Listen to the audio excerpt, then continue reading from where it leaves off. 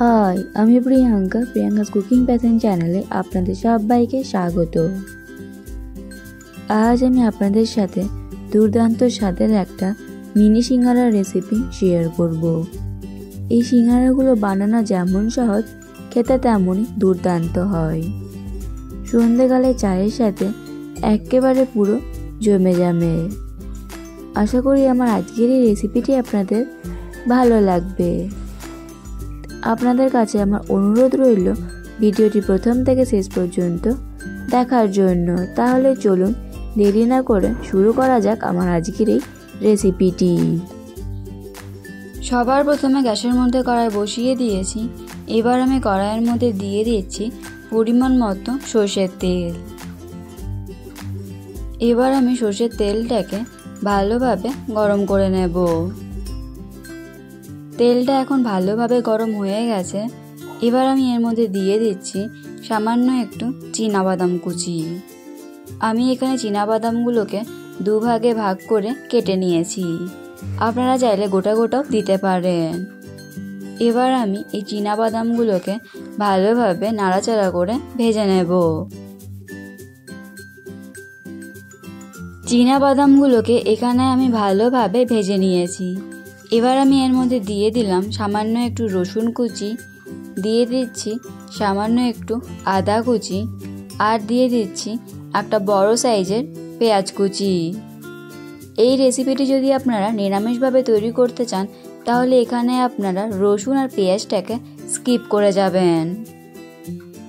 এবার আমি এই সব কিছুকে একসাথে ভালোভাবে ভেজে নেব।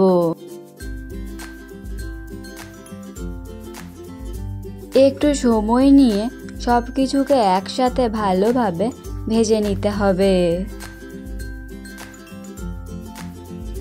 সব কিছুকে আমি একসাথে ভালোভাবে ভেজে নিয়েছি। এবার আমি এর মধ্যে কিছু মশলা দিয়ে দেব। দিয়ে দিলাম সামান্য একটু জিরে গুঁড়ো, দিয়ে দিচ্ছি সামান্য একটু ধনে গুঁড়ো, দিয়ে দিচ্ছি পরিমাণ মতো লাল লঙ্কার গুঁড়ো, আর দিয়ে দিচ্ছি সামান্য একটু গরম মশলার গুঁড়ো, আর দিয়ে দেব সামান্য একটু হলুদ গুঁড়ো। আমি এখানে সব উপকরণগুলোকেই কিন্তু অল্প অল্প করে দিয়ে দিলাম। আর দিয়ে দিচ্ছি পরিমাণ মতো লবণ। এবার আমি এই সমস্ত মশলাকে একসাথে ভালোভাবে একটু মিশিয়ে নেব।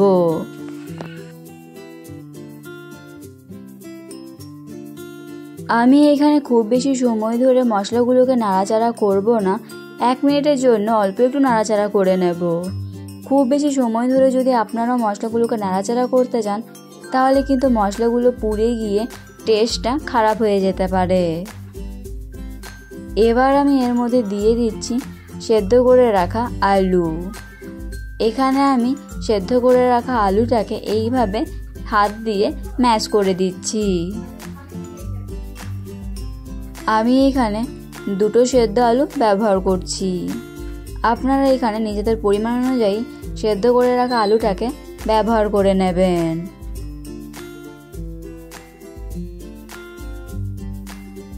এবার আমি আলুগুলোকে মশলার সাথে ভালোভাবে মিশিয়ে নেব। গ্যাসের ফ্লেমটাকে মিডিয়ামে রেখে আলুগুলোকে কিন্তু মশলার সাথে ভালোভাবে একটু সময় নিয়ে মিশিয়ে নিতে হবে। আর এরকম একটু আলুগুলোকে কিন্তু গোটা গোটায় রাখতে হবে। একেবারে কিন্তু আলুগুলোকে মিহিন করে ফেলা চলবে না। এভাবে একটু গোটা গোটা রাখলে যখন মুখে পড়বে তখন খেতেও ভালো লাগবে।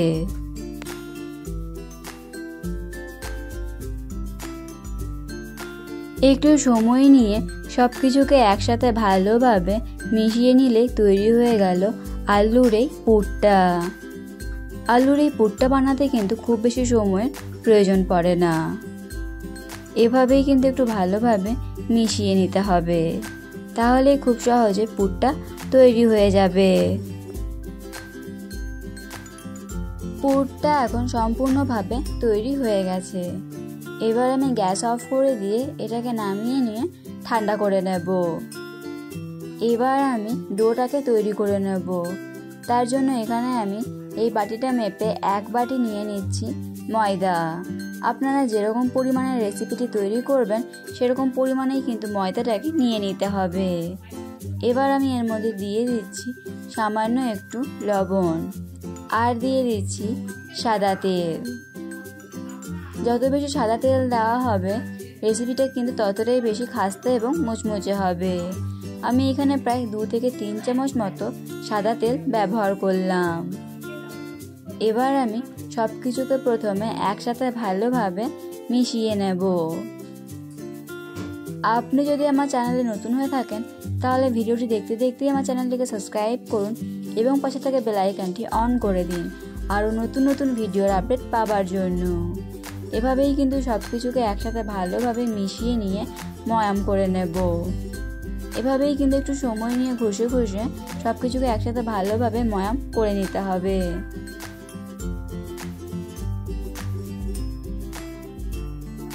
প্রায় 5-6 মিনিট ধরে এখানে আমি সব কিছুকে একসাথে ভালোভাবে ময়াম করে নিয়েছি। এবার আমি ডোটাকে তৈরি করে নেব। তার জন্য এখানে আমি প্রথমে অল্প অল্প জল দিয়ে ডোটাকে তৈরি করে নিচ্ছি। একবারই কিন্তু অনেকটা জল দিয়ে দেবেন না, তাহলে কিন্তু ডোটাকে ঠিকমতো তৈরি করা যাবে না। এভাবেই অল্প অল্প জল দিয়ে ডোটাকে ভালোভাবে তৈরি করে নিতে হবে। এখানে কিন্তু ডোটাকে একটু নরম করে তৈরি করে নিতে হবে। ডোটাকে আমি ভালোভাবে তৈরি করে নিয়েছি। দেখুন ডোটাকে কিন্তু এখানে আমি নরম করে তৈরি করে নিয়েছি। এবার আমি ডোটাকে এইভাবে হাত দিয়ে একটু প্রথমে লম্বা করে নেব। এখানে আমি ডোটাকে ভালোভাবে লম্বা করে নিলাম। এবার আমি ডোটা থেকে ছোট ছোট লেচি কেটে নেব। এখানে কিন্তু লেচিগুলোকে ছোট ছোট করেই কেটে নিতে হবে, খুব বেশি বড় করে লেচিগুলোকে কাটা যাবে না। খুব বেশি যদি বড় বড় করে লেচিগুলোকে কাটা হয় তাহলে কিন্তু রেসিপিটা খেতে ভালো লাগবে না। সেই জন্য এখানে এইভাবে ছোট ছোট করে লেচিগুলোকে কেটে নিতে হবে।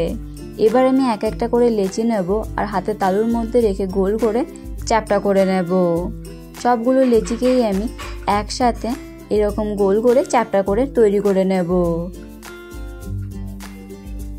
সবগুলো লেচিকেই আমি একসাথে তৈরি করে নিলাম। এবার আমি এখানে নিয়ে নিয়েছি আগে থেকে যে পুরটাকে আমি তৈরি করে রেখেছিলাম, সেই আলুর পুরটাকে আমি এখানে বাটির মধ্যে নিয়ে নিয়েছি। এবার আমি এখান থেকে একটা লেচি নিয়ে প্রথমে এইভাবে হাত দিয়ে গোল বাটির মতো তৈরি করে নেব। যতটা সম্ভব আমি বাটিটাকে পাতলা করে তৈরি করে নেব। যত বেশি পাতলা করে বাটিগুলোকে তৈরি করা হবে সিঙ্গারাগুলো খেতে কিন্তু ঠিক ততটাই মুচমুচে আর খাস্তা হবে। বাটিটাকে আমি তৈরি করে নিয়েছি। আমি এভাবে এটাকে তৈরি করে নিলাম। আপনারা চাইলে বেলুন চাকির মধ্যে আমরা যেভাবে সাধারণত লুচি তৈরি করে থাকি সেইভাবে লুচির মতো বেলে নিয়েও পুরটাকে দিয়ে এবার আমি এই লেচিটার চারিপাশে জল লাগিয়ে দিলাম। এবার আমি দেখুন কিভাবে এই সিঙ্গারাগুলোকে তৈরি করে নিচ্ছি। প্রথমে আমি এক পাশ দিয়ে প্রথমে ফোল্ড করে নিলাম। একটু চেপে চেপে কিন্তু ফোল্ড করে নিতে হবে, নয়তো কিন্তু ভাজবার সময় খুলে গিয়ে পুরটা বেরিয়ে আসতে পারে। 3 দিক দিয়ে এভাবে আমি ভালোভাবে ফোল্ড করে নিয়ে সিঙ্গারাটাকে তৈরি করে নিলাম। আশা করি আপনারা দেখেই বুঝতে পারলেন সিঙ্গারাটাকে আমি ঠিক কিভাবে তৈরি করে নিলাম। আপনাদের বুঝতে যাতে সুবিধা হয় সেই জন্য আমি আপনাদেরকে আরও একটা সিঙ্গারা বানিয়ে দেখাচ্ছি। আশা করি আপনাদের বুঝতে কোনো অসুবিধা হবে না। একটু ভালোভাবে দেখবেন তাহলেই বুঝতে পারবেন আমি সিঙ্গারাগুলোকে ঠিক কিভাবে তৈরি করে নিচ্ছি। প্রথমে আমি বাটিটাকে তৈরি করে নিলাম। আবার আমি বাটির মধ্যে দিয়ে দিচ্ছি আলুর পুরটাকে। খুব বেশি পুর দেওয়ার দরকার নেই, অল্প একটু করে পুর দিতে হবে। যেহেতু এগুলো মিনি সিঙ্গারা সেই জন্য এগুলোকে অল্প অল্প পুর দিয়ে তৈরি করে নিতে হবে। এবার আমি চারিপাশে একটু জল লাগিয়ে নিলাম। এবার আমি প্রথমে একদিক দিয়ে ফোল্ড করে নিচ্ছি। এবার আমি কোণটাকে তৈরি করে নিয়ে আরও দুদিক দিয়ে ভালোভাবে চেপে চেপে ফোল্ড করে নিচ্ছি। এখানে কিন্তু ঠিক করে ফোল্ডটাকে করে নিতে হবে। আমি একইভাবে সবগুলো সিঙ্গারাকে তৈরি করে নিয়েছি। আমার এখানে মোট 6টা সিঙ্গারা তৈরি হয়েছে। দেখুন সিঙ্গারাগুলো দেখতে এখনই কতটা সুন্দর লাগছে। এভাবেই কিন্তু আপনারাও সিঙ্গারাগুলোকে তৈরি করে নেবেন। চলুন এবার আমি সিঙ্গারাগুলোকে ভেজে নেব। এবার আমি গ্যাসের মধ্যে কড়াই বসিয়ে দিয়েছি। কড়াইয়ের মধ্যে দিয়ে দিচ্ছি পরিমাণ মতো সাদা তেল। তেলটা যখন হালকা একটু গরম হয়ে আসবে, এবার আমি এর মধ্যে দিয়ে দিচ্ছি সিঙ্গারাগুলোকে। আমি একবারে খুব বেশি সিঙ্গারা দেব না, তিনটে তিনটে করে সিঙ্গারাগুলোকে আমি প্রথমে ভেজে নেব। খুব বেশি যদি সিঙ্গারা দিয়ে দিই তাহলে উল্টাতে পাল্টাতে অসুবিধা হবে। এবার আমি গ্যাসের ফ্লেমটাকে মিডিয়ামে রেখে সিঙ্গারাগুলোকে উল্টে পাল্টে ভালোভাবে ভেজে নেব। তবে এখানে কিন্তু সিঙ্গারাগুলো দেওয়ার সাথে সাথেই নাড়াচাড়া করব না। কিছুক্ষণ পর এভাবে আমি তেলটাকে একটা হাতা দিয়ে ভালোভাবে সিঙ্গারার গায়ের ওপরে ছড়িয়ে দিচ্ছি। এভাবে করে একটু ছড়িয়ে দেবেন, তাহলে কিন্তু সিঙ্গারার ওপরটা বেশ ভালোভাবে মুচমুচে হয়ে ভাজা যাবে। এই সিঙ্গারাগুলো ভাজতে কিন্তু খুব বেশি সময়েরও প্রয়োজন পড়ে না, ঝটপট তৈরি করে নেওয়া যায়। সিঙ্গারাগুলোকে আমি উল্টে পাল্টে ভালোভাবে ভেজে নিয়েছি। লালচে করে বেশ ভালোভাবে সিঙ্গারাগুলোকে আমি ভেজে নিয়েছি। এবার আমি সিঙ্গারাগুলোকে ভালোভাবে তেল ঝরিয়ে তুলে নেব। এভাবেই কিন্তু একটু কড়া করে সিঙ্গারাগুলোকে ভেজে নিতে হবে। আমি এভাবেই সবগুলো সিঙ্গারাকে ভেজে নেব, তারপর আমি আপনাদের সাথে শেয়ার করছি। খুব সহজেই তৈরি হয়ে গেল গরম গরম মিনি সিঙ্গারা। আর সাথে যদি থাকে এরকম টক ঝাল মিষ্টি তেঁতুলের চাটনি, তাহলে তো পুরো জমেই যাবে। আপনারা এই মিনি সিঙ্গারাগুলো কিন্তু চায়ের সাথে সন্ধ্যাকালে ঝটপট তৈরি করে নিতে পারেন। আপনারা দেখেই বুঝতে পারলেন এই সিঙ্গারাগুলো বানানো ঠিক কতটা সহজ। এই রেসিপিটি আপনাদের কেমন লাগলো অবশ্যই কমেন্ট করে জানাবেন। ভালো লেগে থাকলে লাইক এবং শেয়ার করবেন। এরকমই আরও নতুন নতুন ভিডিওর আপডেট পাওয়ার জন্য প্রিয়াঙ্কাস কুকিং প্যাশন চ্যানেলটিকে সাবস্ক্রাইব করতে ভুলবেন না। দেখা হবে নতুন একটা ভিডিওতে।